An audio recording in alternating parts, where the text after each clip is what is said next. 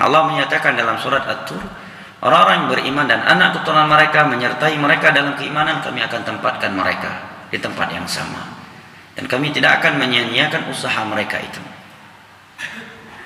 Artinya anak-anak yang saleh, keturunan yang baik, mereka akan mendatangkan kebaikan untuk kita. Hal ini lebih jelas lagi Allah terangkan di dalam surat Yasin. Allah berfirman, wa naktubu ma qaddamu wa atharahum wa kulla syai'in ahsaynahu fi kitabim mubin. Dan kami akan menulis apa yang telah mereka perbuat di dunia ini dan apa-apa yang mereka tinggalkan. Kata Imam Ibnu Katsir, masuk dalam keumuman ayat Allah apa saja yang mereka tinggalkan, bekas mereka adalah anak keturunan. Amalan soleh anak kita itu akan mengalir kepada kita sekalipun mereka tidak mengkhususkan niat untuk kita, dengan tanpa mengurangi pahala mereka sedikit pun.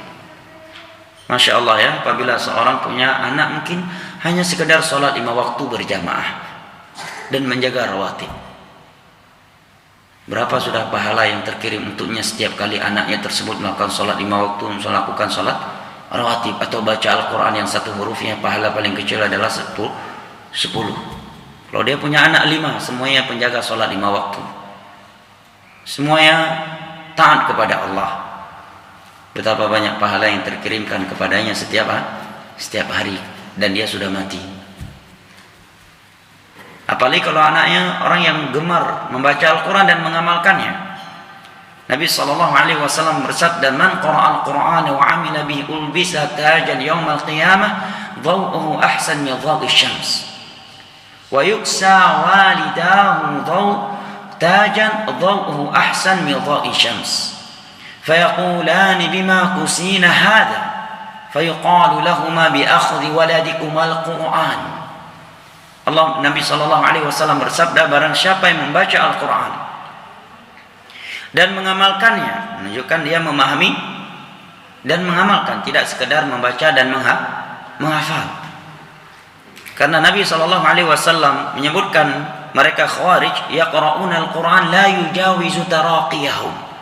Kaum Khawarij yang mereka membunuh Utsman dan Ali bin Abi Thalib, dan mereka masih muslim, ahli ibadah. Mereka gemar membaca Al-Quran, tapi Al-Quran yang mereka baca la yujawizu taraqiyahum, tidak melewati kerongkongan mereka. Maksudnya kata para ulama, mereka tidak memahaminya dengan pemahaman yang benar dan tidak mengamalkannya.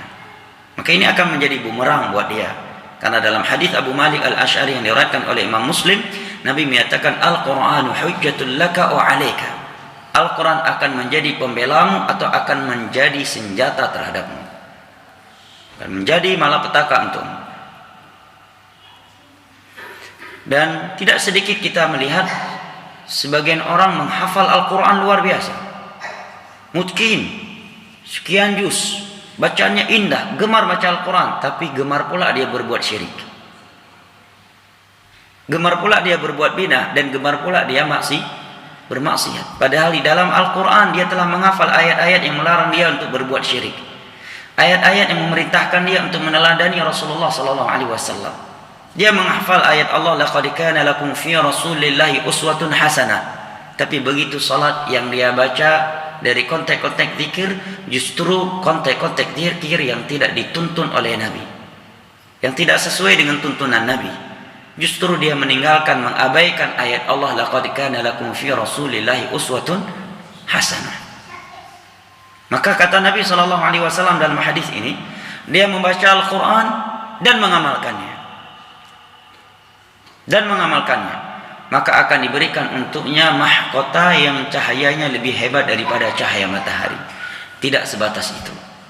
Kemudian kata Nabi, kedua orang tuanya pun diberikan mahkota yang cahayanya lebih indah daripada cahaya matahari.